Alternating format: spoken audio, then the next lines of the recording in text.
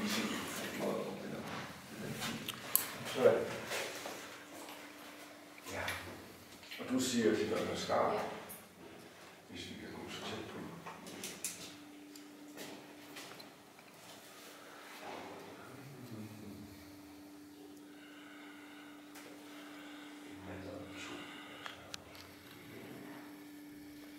Jeg gør ikke så meget ud i min tidsperioden. Det er så rigtig bare mest konkret. Hvad ser du på det her billede og tænker, at det må man selv tolke på? Ja, jeg er klar. Det er fint. Ja. Ja. Kan du fortælle lidt om dine egne billeder? Ja, jeg arbejder til daglig også med tegning og maleri og mange andre ting. Men når jeg arbejder med foto, så lægger jeg meget ofte nogle lag ind over fotoet af tegning og maleri. Her har jeg arbejdet med tusch. Jeg har lavet en tegning af en mand på sådan nogle overhead-transparent, sådan gennemsigtig plastik. Jeg brugte i gamle dage dengang på overhead. Det er velegnet til det her. Og så på en anden transparent, der har jeg lavet en tegning med tuschpind af de her 2 landsmærker. Og allerbagerst ligger der et foto. Og så sætter jeg lagene sammen, men her har den her serie billede, der har jeg gjort det med en fysisk afstand imellem lagene. Man kunne også godt smække dem sammen i Photoshop på computeren, men det giver en ganske anden virkning.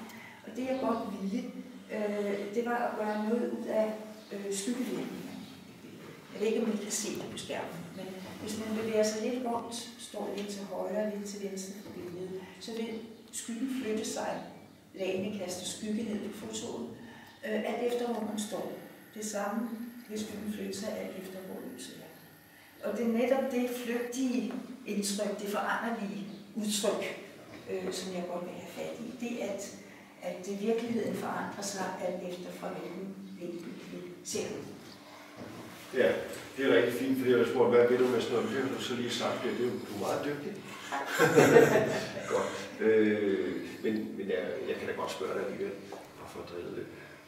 Hvad vil du gerne have, at folk får ud af sådan et, og kigge på sådan et, hvad vil du gerne have, at folk får ud af at kigge på sådan et billede her? Altså udover det, jeg sagde før med, at virkeligheden ændrer sig, så vil jeg egentlig godt have, at den enkelte danner sig sit eget indtryk. Det er ikke sådan, at jeg sætter mig ned og siger, nu vil jeg lave et billede, der udtrykker den og den følelse, eller den og den tanke.